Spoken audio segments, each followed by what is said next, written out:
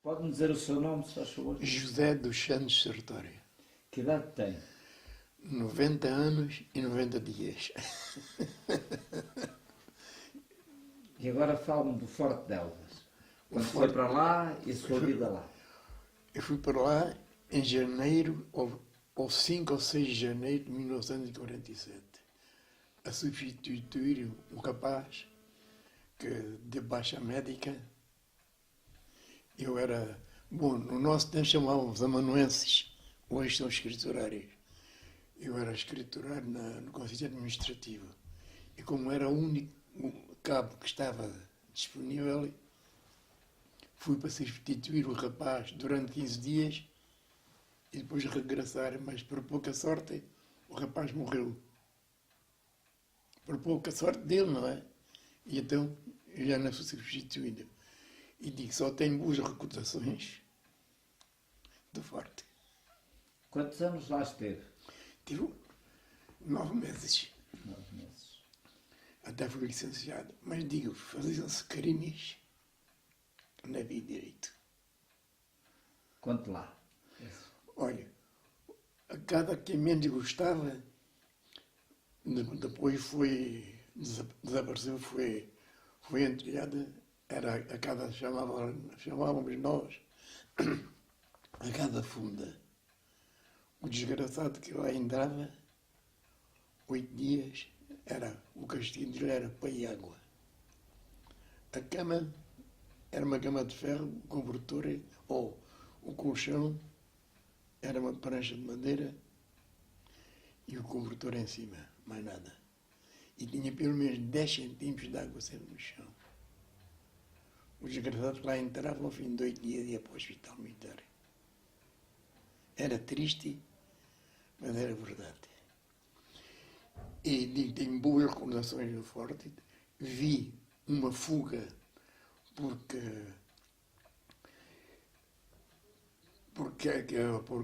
na cozinha, quer dizer, todos os 15 dias o exército mandava um caminhão de madeira para a cozinha e então houve uma altura, o rapaz novo também foi substituído, mas já lá estava há 2 ou 3 meses e esse primeiro cabo diga esse rapaz põe mais homens à frente e me deixa vir, se não 2, 3, ou matam 4 presos, cada um com os cabazes de lenha a carregarem para dentro, porque o dia disso, se vê muita gente, só quando os homens à frente, eles fazem uma fuga e de facto fizeram. Mas dentro de uma hora estavam todos apanhados, parte deles agarrados às oliveiras, já como o Forte é, não é? Quando se dá um passo de 2 metros ou 10 ou 15 metros. E foram todos apanhados. Uns rebolaram, todos feridos, outros ficavam agarrados às oliveiras com as bancadas e apanharam. Foi a única fuga que vi. Eu fui para o Forte, nunca fiz serviços grandes no Forte. Como o rapaz que foi substituir era o responsável da casa da distribuição de roupas. Era o corteleiro, como antes se chamava, e eu fui para o lugar dele. Mas digo-lhe, a alimentação, não sei se era boa, se era ruim, que tinha possibilidades, a minha família tinha possibilidades, e a minha comida vinha da cidade lá para cima. Mas era triste. Não havia diferença entre os presos e o pessoal do quadro. A alimentação era a mesma. Mas, diga, era uma vergonha. A verdade tem que se dizer, não é? A verdade tem que se dizer.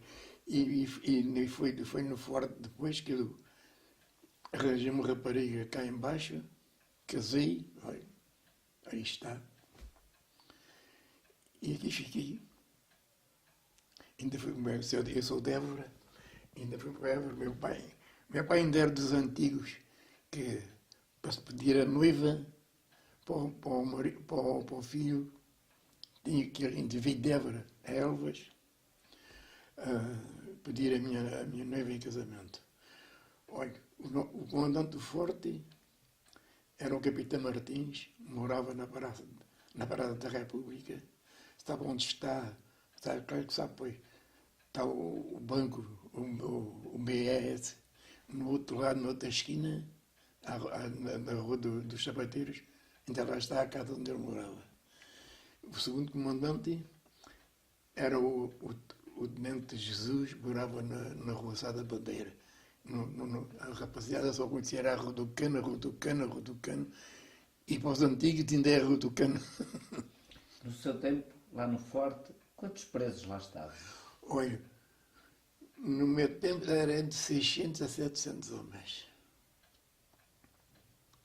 E havia três unidades que forneciam para o pessoal para guardar o 16 de Évora, o 3 de Beja e o 4 do Algarve. Eu era Faro ou era Tavira? Era o 4 do Algarve. Eram as três unidades que forneciam soldados e cabos para lá. Cada unidade fornecia 3 primeiros cabos, sargentos e os sargentos era pessoal de cá. Ou era 45 ou 50 homens, já não me recordo já, mais ou menos, de cada regimento. Eram cerca de 200. Com oficiais, sargentos e isso, havia à volta de 200, 205, 210 homens. Não havia histórias complicadas com aqueles 600 Por presos? acaso não havia histórias complicadas, havia muita higiene, porque nós tínhamos de uma coisa, os presos só podiam andar no círculo cá embaixo, mas eram os que estavam de serviço, os outros não podiam sair das casernas. As casernas deles eram iguais às notas do quadro. Ali não havia diferença. Nem na alimentação, nem na instalação era a mesma. Havia a diferença, nós éramos de um lado e eles eram do outro, mas a instalação era a mesma. Contanto, eu sei a roupa que eles recebiam, porque o preso, quando chegava, recebia 2 lençóis, se era de verão, um cobertor e a respectiva fronha e tudo, né? Se era de inverno, recebia 2 cobertores, não recebia mais. E nós, do quadro, tínhamos, além dos 2 cobertores, tínhamos aqueles cobertores que antigamente chamávamos os cobertores de papa, que eram aqueles grossos. E alguns preços também tinham, porque depois davam gratificações. A verdade é assim, né? Havia aqueles presos que de facto tinham dinheiro, né? Porque digo mesmo, nunca vi tanto dinheiro como vi no Forte. Nos presos. Era fantástico.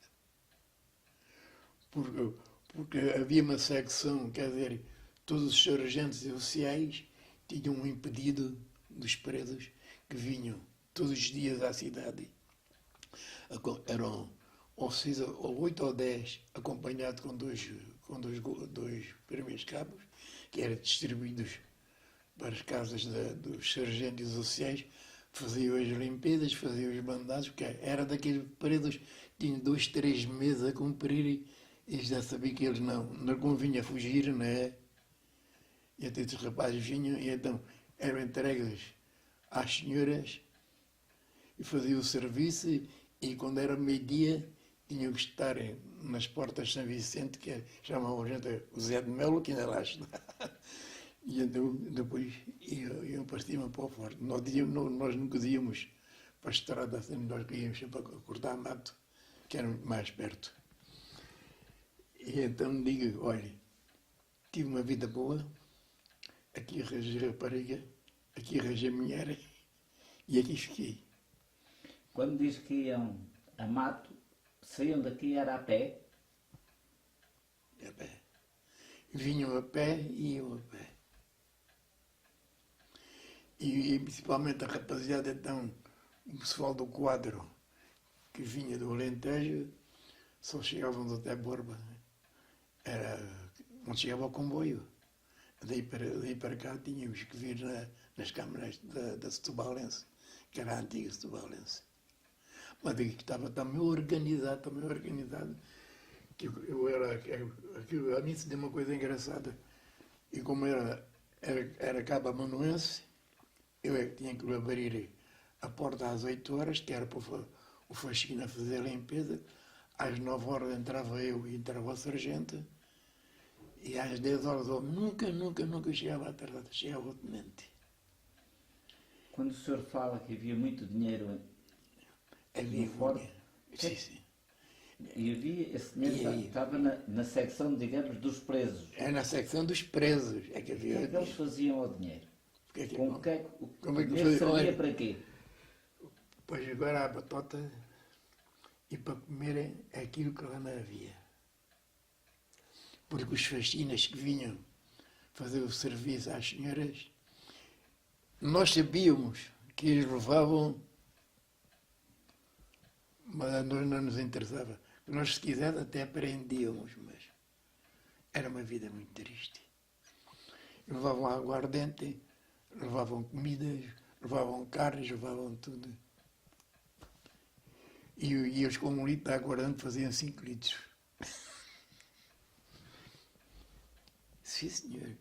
E depois soube como eles faziam, coziam malaguetas com água para dar a força e depois misturavam lá água ardente e vendiam uns aos outros. Portanto, era 1 litro de aguardente, 4 litros de água com malagueta. Com malagueta. A ferver, depois coavam. Aquilo devia ser um veneno, com certeza. Eu não sei que eu nunca bebi vinho, ainda hoje nem bebo na posse. Na posse, por causa das dores. E o que é que entrava lá mais? O que é que entrava lá mais? Carnes, chouriços, coisas assim, tabaco, mais nada. Droga nesse tempo não havia. A droga que havia era a aguardente e o tabaco, não havia mais. Mas entrava. E mesmo assim, onde é que eles iam arranjar tanto dinheiro? Havia presos ricos e havia presos fortes, mas lá para nós eram todos presos. E o preso que havia com mais pena, mais castigado, era um rapaz, nós chamávamos o Pedro. O rapaz tinha 18 anos de prisão. Nunca chegou a fazer recruta. O rapaz era do Porto, era um homem zarrão. E uma vez perguntei-lhe qual era a razão que ele tinha apanhado 18 anos. E ele vai-me assim, olha, nossa, calma, foi muito simples. Nem cheguei a fazer e era uma beleza de rapaz, é verdade. Nem cheguei a fazer a recruta, porque um forreiro disse que me dava uma bufetada na recruta e disse, se eu tivesse coragem, eu dei uma bufetada e teve 3 meses no hospital. Deram uma salva, o forreiro foi 3 meses para o hospital, então deram 18 anos de castigo. Apanhou 18 anos de cadeia por dar uma sova A um forreiro. a um superior. Sim, senhor. E fiz a esse rapaz aquilo que talvez me fizesse. Era muito bom rapaz, e uma vez chegou ao pé de mim e falou-me assim, 30, faça-me um favor. E nós sabíamos que ele andava preparado a fugir. E ele disse, meu bravo, por favor, aqui, nosso cabelo estou aqui há 9 anos, ainda vou. A rapaziada vai lá abaixo pescar a água. Portanto, nós tínhamos um marchal e tínhamos mais abaixo o poço. E nessa área do poço havia umas espanholas que era a época da fome. A guerra de Espanha tinha acabado há pouco tempo. E havia ali muitas desgraçadas, vinham ali governar ali com os presos. Algumas das vezes com um bocado de pão. E vai, mas compreendo, mas acaba há tantos anos, uma mulher e assim, mas Pedro, tu sabes o que me estás a pedir? Sabes, tens nome? Então eu ia-te levar a ti, que eu sei que tu andas a querer fugir. Ia da cabo da minha vida e vai-me assim, olha, nosso cabo, o senhor sabe todos sabem que anda a preparar a forma de fugir. Mas eu não dou cabo da vida de ninguém. E ele veio. Ele veio com um sargento, que era o melhor sargento que nós lá tínhamos, tirando o sargento Reis, que era o homem que devia pesar seus 150 quilos. E onde é que o levou?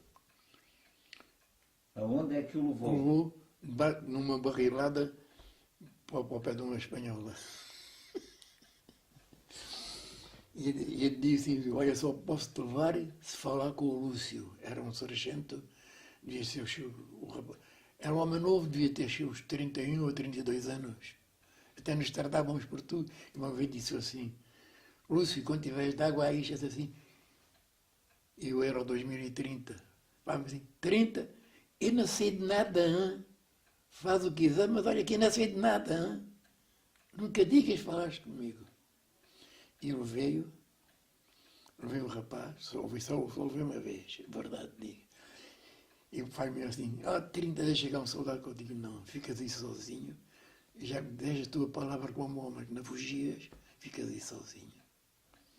E quando cheguei à segunda barreirada, estava a ver, todo satisfeito, sentado ao sol em cima do barril. E nós tínhamos lá um barril que depois, sei que o desmancharam. O rapaz até foi para o hospital, ferido, levava 50 litros de água. Era um crime. Os presos puseram o nome de Stalin.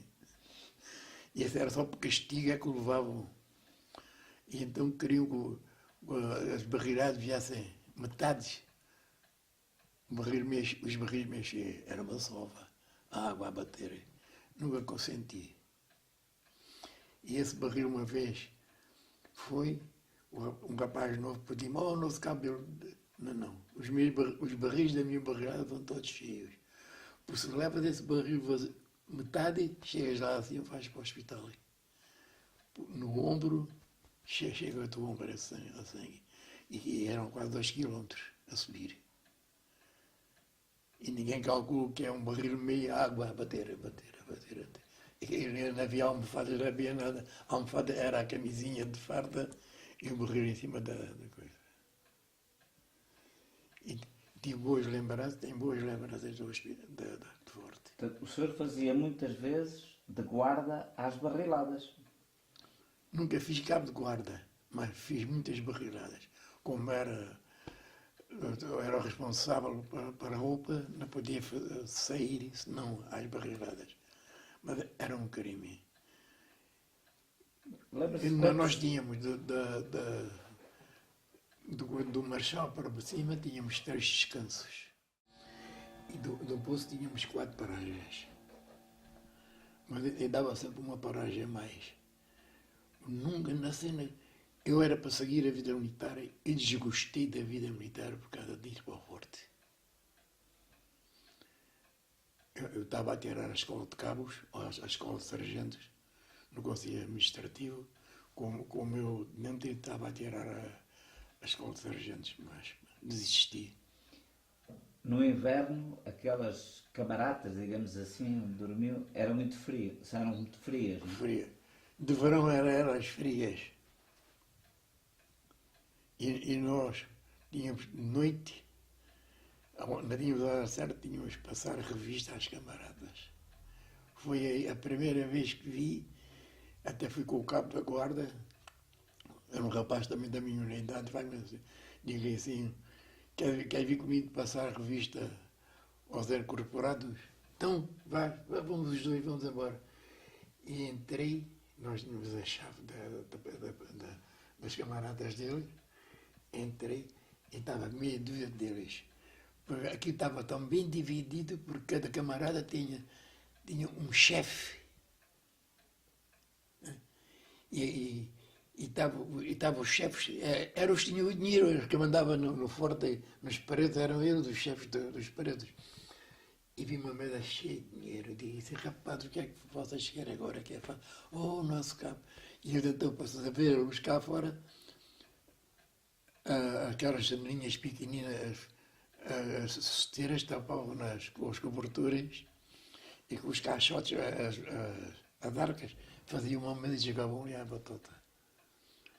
E até agora tem que aprender o dinheiro que ele faz. Dizia, olha, nunca digo.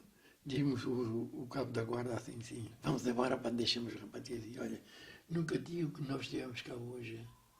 E tira o dinheiro e arranje um homem, pelo menos um, que esteja ao pé da porta quando entrar um guarda que tenha sinal para vocês tirarem isso aí. É verdade. Não sei como é que eles arranjavam o dinheiro. E nós tínhamos o nosso comandante, era o capitão Martins, havia o tenente Jesus, que era o segundo comandante, morava na Rua de Cano, havia o tenente Roque, que ainda, desconfiado que ainda há descendentes dele, morava do outro lado, e na Rua de Cano morava um primeiro-sargento, chamavam o terror do forte. E de facto era ruim. O maior prazer desse homem era bater nos presos. Era o castigo que ele dava, era dar sovas. Não sei que prazer tinha esse homem, o primeiro sargento. Eu por acaso uma vez briguei com ele. Quer fazer? A única vez que fiz serviço com ele, e briguei com ele. Entrou um marinheiro desses homens ricos de Lisboa, mas o rapaz de aventura, e entrou de voluntário para a Marinha. Mas depois pensou em casar e tinha um contrato de 4 anos e não podia sair. E até havia na Marinha, não sei o castigo que eles arranjavam, chamavam ele o primeiro artigo. Tinham 2 meses de posse disciplinar e eram expulsos da Marinha. Aí quando o rapaz entra, por acaso quem estava de serviço nesse tempo tinha que apresentar o sargento, apresentar ao primeiro Pereira, era eu que tinha que o apresentar. Eu entrava de serviço aos incorporados, o rapaz via tudo a pipi, dinheiro, era o pessoal, de repente de indigrei assim, olha, vá aí ao barbeiro, porque nós não, os presos tinham barbeiro, tinham sapateiro e tinham alfaiate. Porque as botas, o que recebia enquanto lá tivesse, não tinha outras. O que é o sapateiro, ou metia mecholas, ou metia gáspias, ou metia isso. E parte delas eram vendidas, porque havia em Elvas quem as comprasse, os soldados que vinham para as senhoras que traziam, vendiam antigo, para cima. Era assim, nós sabíamos, e nós não nos importávamos, a nós não nos prejudicava, e eles governavam-se. Digo-lhe assim, olha, vai ao barbeiro e corta o cabelo, um bocadinho rente, porque tem que te apresentar ao primeiro sargento e ele vai brigar contigo. Nosso cabo, no meu cabelo aqui, mas disse, olha, fala à tua vontade, depois não te admires do resultado. Apanhou o primeiro sargento daqueles dias que ele estava de maré. Foi apresentá-lo, fazer assim. Onde é que arranjaste, para tu ouvir? Onde é que era alto forte? Onde arranjaste esse cabelinho? E tirou assim a gaveta. Eu tinha um vergalho. Diz, homem, primeiro. Não. O soldado fica atrás de mim, o marinho, mas o senhor não toca. Claro, mas tu dizes, não, mas a mim não me bate o senhor, porque se o senhor me bater, eu faço queixa para a quarta região militar. A mim não. Eu sou soldado, o dia de mim também não bate. Se quer castigar, eu castigo. Mas, bater não bate. Nunca mais fazes serviço comigo. É isso. O meu primeiro é que faz a escala, faz a sua como quiser. Não faz diferença nenhuma. E então, chamou o faxina dele para vai chamar o barbeiro, traga a máquina 0, uma vassoura e uma pá e um saco. E uma cadeira. É claro, diga-se, ainda não havia um homem chorar como um marinheiro. Ele, de facto, tinha um cabelo lindo, todo ondulado. O método para ver a máquina zérfica, o homem chorava como uma criança. E me faz dizer, agora, castigo, quero ir tudo varrido, nem um pelo do teu cabelo quero ir.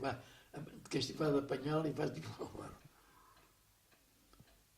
E diz, e na levas a sova, ainda um dia falamos, na levas o castigo à minha vontade por causa do 2030, que é para nós, o nosso número da nossa unidade, chegávamos ao forte, perdíamos, era o número do quadro. E eu era o 2030.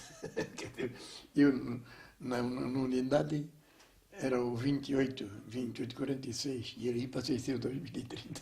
Chamavam-lhe o 30. Era o 30, eu era o 30. Então esse sargento batia. Era o prazer que eu tinha.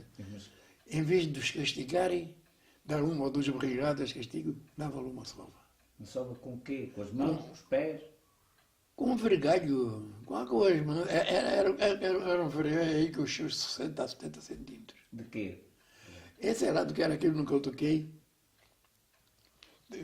Nunca vi dar sova nenhuma. Sabia que eles davam, porque o desgraçado que havia, já estava 2, 3 dias de cama na caserna que não se podia mexer. E essa casa funda, digo, era o maior carinho que havia, não havia direito. Um homem, por qualquer coisinha, casa funda.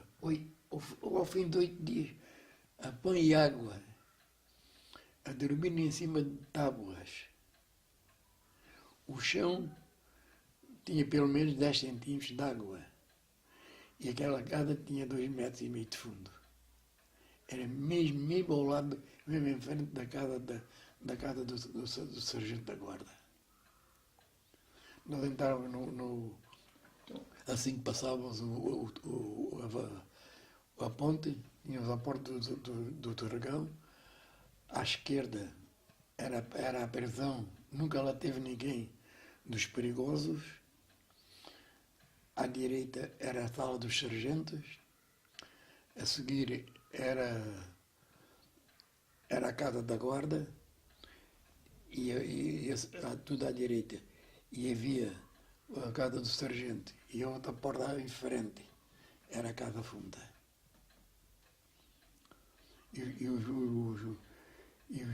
Os presos, os que me davam serviço, a vida deles era lavar as casernas, tanto as casernas de nós, dos incorporados, como as casernas deles, era tudo lavado por eles.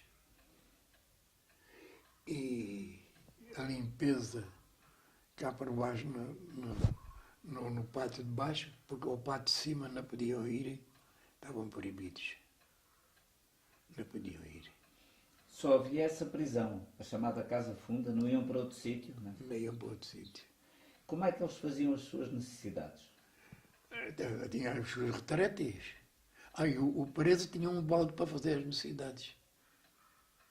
Que era retirado? Era retirado para uma corda, um preso. Tirava por cima e despejava-lhe, e o balde ia lá para baixo outra vez. E recebia um barril com água para se lavar, beber e um pão. Se ele saía fora da cama, ficava com os pés dentro d'água. Por isso o desgraçado passava o dia em cima da cama. Porque se não quisesse punha as botas enxergavam-se a água, ainda era pior.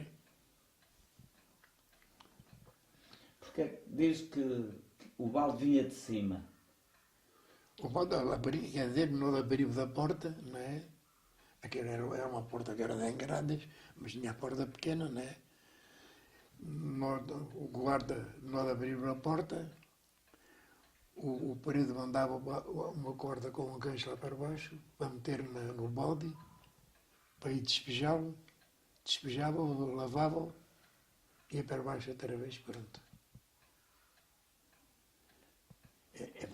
Pode-se arrepiar, sim, senhor. E estarem ali 600 homens fechados, como era a vida sexual deles? A vida sexual dele, a salvação deles era a barrilada. Era o serviço mais ruim, mas era o serviço que eles mais gostavam. Porque pelo menos vinham para fora do forte. Né? E a barrilada era uma média de 60, 70 homens. Em 60, 70 barris. Tínhamos barris de 20, 30, 40 litros. E tínhamos o Stalin, que era de 50 litros. E andavam preparados e foi no meio tempo, acabaram com ele. Esse rapaz até foi parar ao hospital, porque para deixar cair o barril cheio de água, ele teve que cair atrás dele. Ele rebolou-se e feriu-se, teve que ir para o hospital. Mas nunca mais foi amanhã desse barril, ficou todo em bocados. Ou está a vir um barril cheio de água, com 50 litros, cai. Aí quando cai que partiu. É cá um rapaz a cair, aqui foi preparado, o rapaz que rebolou, e então o rapaz foi para o hospital. Só havia uma coisa boa, o preço que entrava no hospital já não voltava ao forte. Que o médico do hospital era capitão, o doutor Pargana, e então cumpriam o resto da pena dentro do hospital, que ele também não gostava do forte. Mas quando eu lhe pergunto sobre a vida sexual, só me fala dos barris e da água. Então, nós vinhamos cá embaixo e enquanto uns enchiam o barris, os outros iam às buracas, que os espanhóis tinham feito uma espécie de barraquinhas com pano com ervas e pão, e ali é que se amanhavam com a vida sexual deles. Nós deixávamos, eu pelo menos deixava, e os cabos da água deixávamos os rapazes, amanhã-se, enquanto puderem. Porquê é que o senhor diz que eram espanholas? Para falar delas. Era tudo raparigas espanholas. Em 47 ainda era a época da fome. A guerra de Espanha tinha acabado há pouco. E a miséria em Espanha era grande. E era a salvação deles com a vida sexual.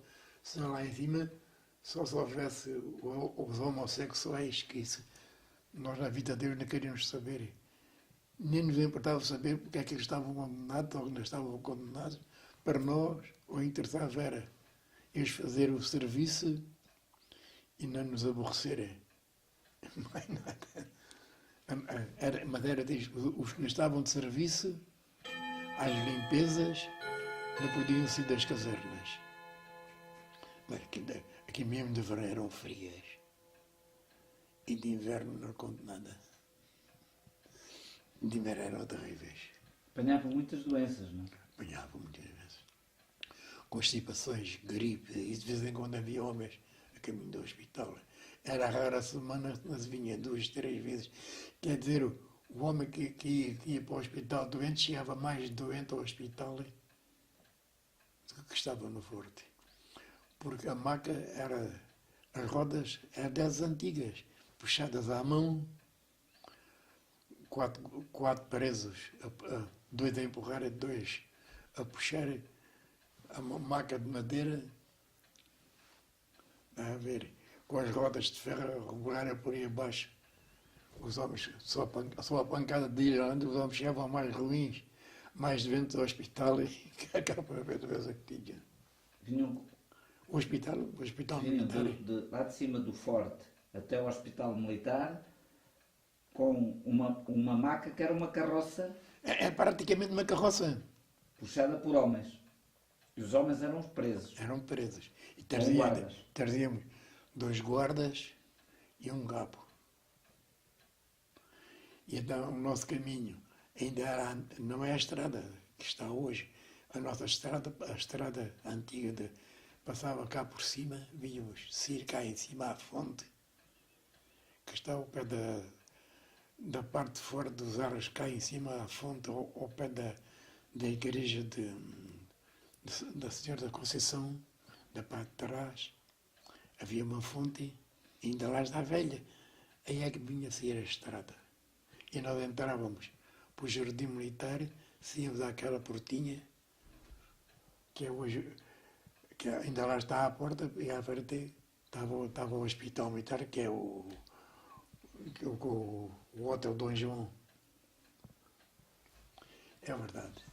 Foram bons. Passei boa vida, passei boa vida. Naquele tempo havia lá pecuária, não era? Não havia. A única coisa que havia lá era o responsável um carpinteiro, que era um sargento, que tinha sido sargento da Marinha, com que soubemos porque é que ele foi castigado. Chamámos-lo o Forno, era o responsável dos barris. E ele e dois homens, dois pretos negros, é que tinham a reparar os barris. Era onde a oficina tínhamos, era isso, era a barbearia e era a alfaiataria. A alfaiataria para arrumar a maneira, a cama, a roupa dos presos e isso tudo. Não havia mais nada. Porque aquelas oliveiras e isso tudo, aquilo era tudo vendido. Vendia o comando. Quem colhia, dizia-lhes que era dinheiro para o saco azul. Sabe o que era o saco azul? Nós, que eu também fiz, que nós todos os meses, o cabo do rancho era substituído. E nós recebíamos logo ordem de minguar o minho do rancho, que era a reserva, voltava à mutação militar, que era a reserva para o cabo azul, para o saco azul. E o que é que faziam o que ficava no saco azul? Isso pergunta ao comando. Ninguém sabia o que era. O saco azul, já sabe o que era o saco azul. E por acaso passou-se comigo uma fita, talvez nunca mais houvesse.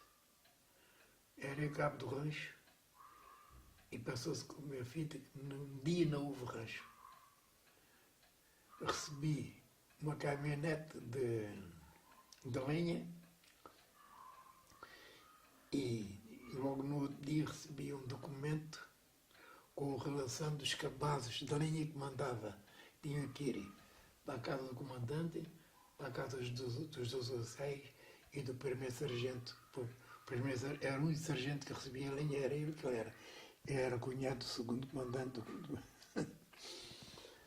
É que lá disse, isto vai dar fita, até fico sem lenha. E então os homens, havia logo presos, vinham logo presos, puseram logo para arrancar raiz e tesoura. Ainda se arranjou lenha para um dia, mas para o segundo dia já não houve. Mas eu guardei esse papel.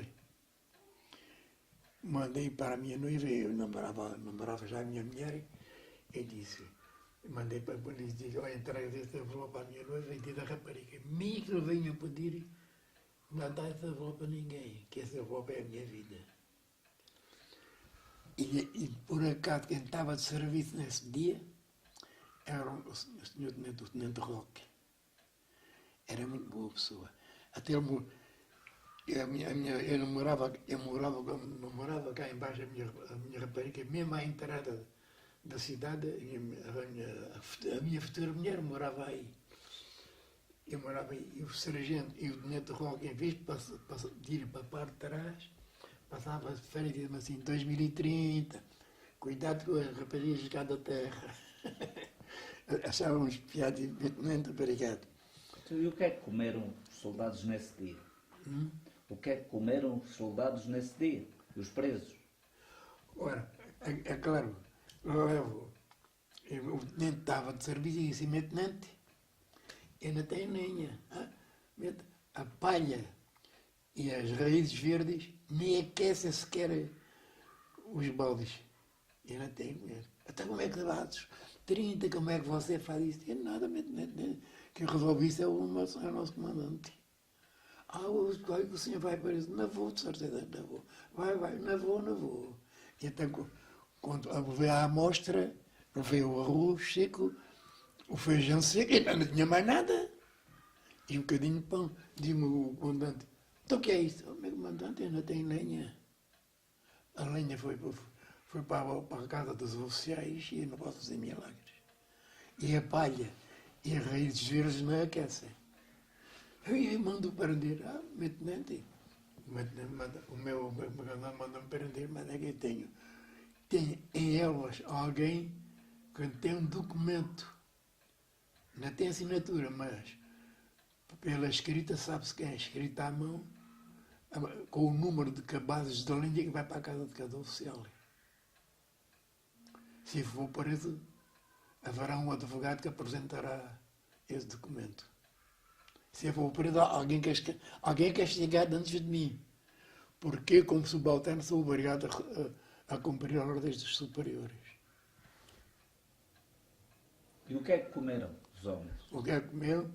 Aí o homem faz assim, eu já resolvo o assunto. Telefona para a manutenção militar e mandou formar o forte e mandou informar que havia uma avaria na cozinha e nesse dia não podia haver rancho quente, havia de haver rancho frio um bocadinho, a questão de 1 ou 2 horas mais tarde.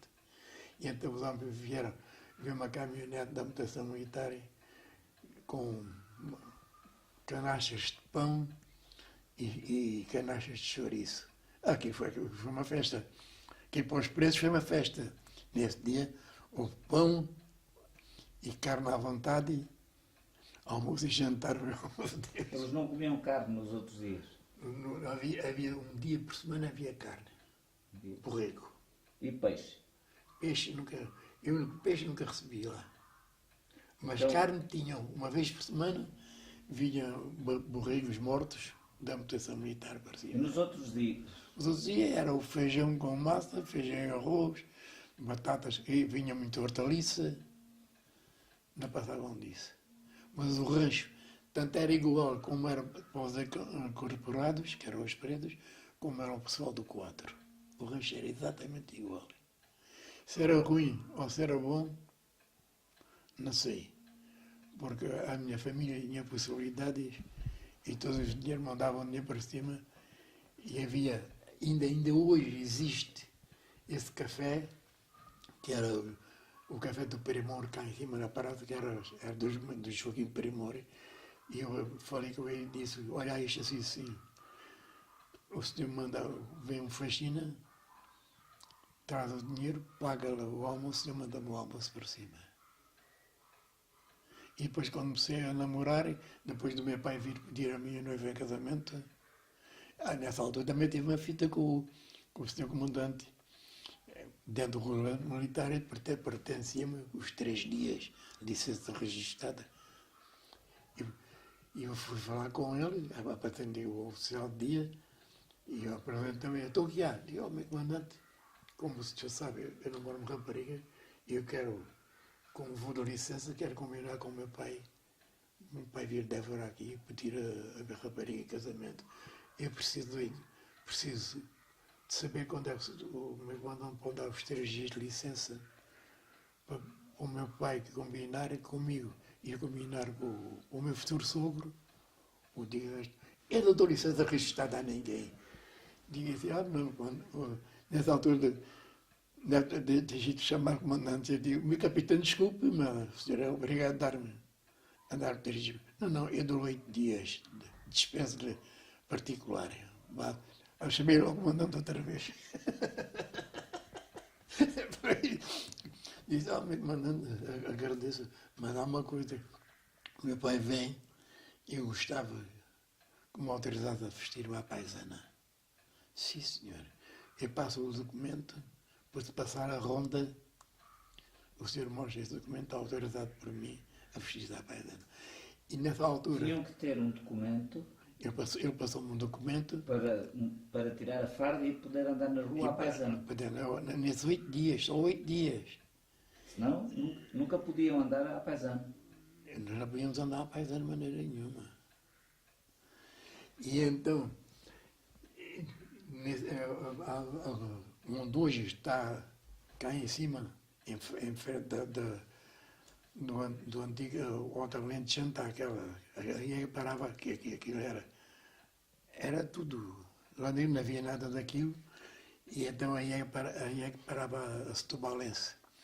E eu perguntou-me o dia que era, a hora que chegava a Setobalense, por comboio, por Dévar, nessa altura, Dévar para aqui não havia o caminho, havia o Martins de Dévar, que era uma empresa de transporte, que era Dévar, fazia Évora, Estremoz, e de Estremoz era a caminhonete vinha de Lisboa, fazia Estremoz para aqui. E então, a hora que chegava a caminhonete, o comandante estava lá.